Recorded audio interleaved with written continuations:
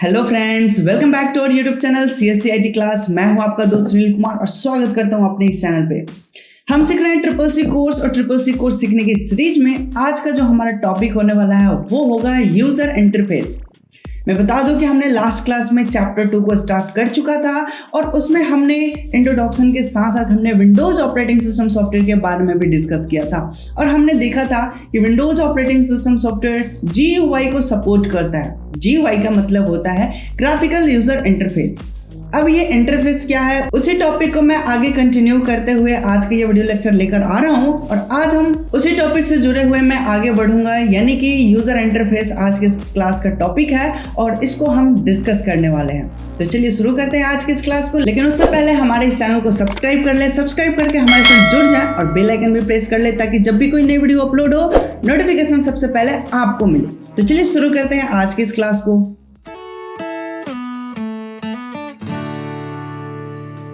So guys, तो हम अपने कंप्यूटर स्क्रीन पे आ चुके हैं और यहाँ पे जो स्क्रीन आपको दिखाई दे रहा है ये हमारे पिछले क्लास का है, जिसमें हमने ऑपरेटिंग सिस्टम सॉफ्टवेयर विंडोज को डिस्कस किया था और इसके सारे फीचर्स के बारे में भी हमने समझा था।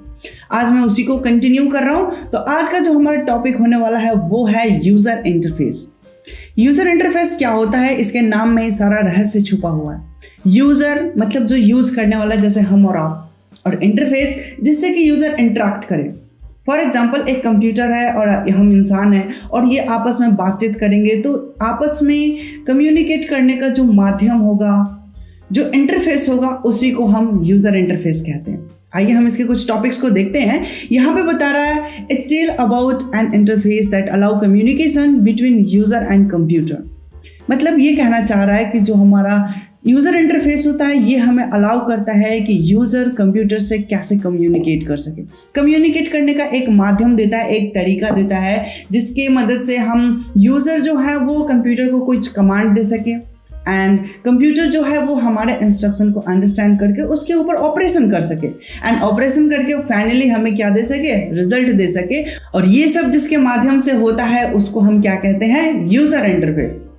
अब यूजर कंप्यूटर से दो तरह से कम्युनिकेट कर सकता है। पहला जो मेथड है वो है कैरेक्टर यूजर इंटरफेस, या फिर हम इसको कमांड यूजर इंटरफेस भी बोलते हैं। शॉर्ट फॉर्म की बात करें तो शॉर्ट फॉर्म में इसको CUI कहा जाता है। CUI stand for character user interface. ठीक है, यहाँ पे एक लाइन में बात कह रहा है कि user interact with computer using character और कमांड, यानी कि कमांड या कैरेक्टर के मदद से कोई यूजर कंप्यूटर से इंटरेक्ट कर रहा है, उससे कम्युनिकेट करने की कोशिश कर रहा है, तो उसको हम क्या कहेंगे, कैरेक्टर यूजर इंटरफेस या फिर CUI कहेंगे। लेकिन यही हमारा जो विंडोज ऑपरेटिंग सिस्टम सॉफ्टवेयर है या फिर हमारा फोन है, एंड्रॉयड फोन, वो सब क्या है, तो हमारा ग्राफिकल यूजर इंटरफेस, जिसका शॉर्ट फॉर्म होता है GUI। यहाँ पे वही बात एक बार और लिख रहा है, user interact with computer using icon और ग्राफ, यानी कि जो यूजर हम आप हैं और वो कंप्यूटर से किसी कैरेक्टर या किसी कमांड के मदद से इंटरेक्ट कर रहा है, तो उसको हम क्या कहेंगे, GUI कहेंगे, ग्राफिकल यूजर इंटरफेस कहेंगे। और ये सब कुछ बहुत ही इंपॉर्टेंट है और बहुत ही यूजर फ्रेंडली होता है ताकि यूजर को काम करना बिल्कुल आसान हो सके। अब हम इन दोनों एग्जाम्पल को मैं समझाने के लिए मैं चलूंगा डेस्कटॉप पे, मैं प्रैक्टिकली इन सबको मैं दिखाऊंगा। सो हमारे साथ बने रहें। चलिए हम अब चलते हैं, इनका प्रैक्टिकल देखते हैं। सो गाइस, तो हम अपने मेन स्क्रीन पे आ चुके हैं, डेस्कटॉप पे आ चुके हैं और यहाँ पे आपको बहुत कुछ दिखाई दे रहा होगा। जैसे कि आप लेफ्ट साइड की तरफ देखेंगे तो यहाँ पे आपको ढेर सारे इमेजेस दिख रहे हैं और इन्हीं इमेज को आइकन कहा जाता है या फिर इनको हम ग्राफ कह सकते हैं। और ये सब क्या होते हैं, तो हमारे प्रोग्राम फाइल फोल्डर का एक रिप्रेजेंटेशन होता है। इवन आइकन टॉपिक पे मैं अगले क्लास में बहुत सारा डिस्कस करने वाला हूँ। सो अभी हमारा जो टॉपिक है वो है इंटरफेस को समझना। तो हम पहले इंटरफेस को समझते हैं। यहाँ पे जो स्क्रीन आपको दिखाई दे रहा है ये भी एक इंटरफेस है, क्योंकि हम यूजर सबसे पहले हम यही इंटरेक्ट करते हैं, देन इसके बाद हम कोई ऐप ऑन करते हैं, फिर इसके ऊपर हम कोई काम कर रहे होते हैं। ओके, तो ये जो हमारा स्क्रीन है, लेकिन हमें समझना है कैरेक्टर यूजर इंटरफेस। तो उसके लिए मैं एक छोटा सा एप्लीकेशन ऑन करूंगा और वो जो एप्लीकेशन है उसका नाम है कमांड प्रॉम्प्ट। तो हम स्टार्ट करते हैं कमांड प्रॉम्प्ट को। इसके लिए आपको कहाँ जाना होगा, टास्क बार के सबसे नीचे कॉर्नर जो स्टार्ट बटन है यहाँ पे आपको जाना होगा और सीधा सीधा सर्च कर लेना है CMD और जस्ट हमने एंटर बटन प्रेस किया। यहाँ पे आपको एक ब्लैक स्क्रीन दिख रहा होगा। ये हमारा कमांड प्रॉम्प्ट है। एक्चुअली मैं बता दूं कि एक छोटा सा एप्लीकेशन है जो कि कमांड यूजर इंटरफेस का रोल अदा करता है। एक्चुअली ये जो ऑपरेटिंग सिस्टम सॉफ्टवेयर है हमारा MS DOS का फुल फॉर्म की अगर मैं बात करूं तो वो होता है Microsoft disk operating system software. तो उसके अंदर यही सिस्टम अवेलेबल था, यही इंटरफेस अवेलेबल था। तो हम उसका एक छोटा सा डेमो दिखाना चाहेंगे कि एक्चुअली वो काम कैसे करता था, DOS ऑपरेटिंग सिस्टम सॉफ्टवेयर।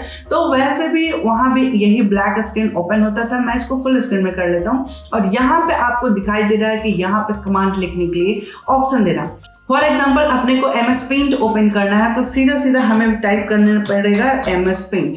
और जैसे हमने MS Paint टाइप किया, यहाँ पे आप देखेंगे कि हमारा पेंट एप्लीकेशन ओपन हो चुका है। आई होप कि ये बात आपको क्लियर हो चुका होगा। हमने कहीं सर्च नहीं किया, हमने कहीं क्लिक नहीं किया, जस्ट हमने इसका नाम लिखा और यहाँ पे ओपन हो चुका है। ठीक है, मैं एक बार और आपको दिखाना चाहूँ। मैंने यहाँ पे लिखा नोटपैड और जस्ट हमने क्लिक किया। यहाँ पे आप देखेंगे कि नोटपैड एप्लीकेशन यहाँ पे ओपन हो चुका है। और अगर मैं बात करूँ कि हमने यहाँ पे लिखा CALC कैल्क और जस्ट मैंने एंटर बटन प्रेस किया, यहाँ पे देखिए ये हमारा कैलकुलेटर ओपन हो चुका है।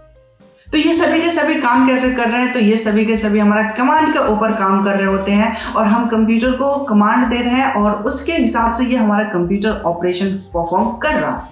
तो ऐसे ऑपरेशन को हम बोलते हैं कैरेक्टर यूजर इंटरफेस, यानी कि हम कंप्यूटर से कम्युनिकेट तो कर रहे हैं बट कैरेक्टर के माध्यम से, हम लिख के माध्यम से बात कर रहे हैं। एक हम कमांड उसको दे रहा और वो हमारी बात को समझ रहा है। अगर मैं दिखाऊं कि हमारे डेस्कटॉप पे ये सारे एप्लीकेशन रखे हुए हैं, बहुत सारे यहाँ पे चीज रखे हुए हैं, मैं इन सब का लिस्ट यहाँ पे देखना चाहूँ तो जस्ट मैं यहाँ पे दिखा दूं। मैंने यहाँ पे लिखा CD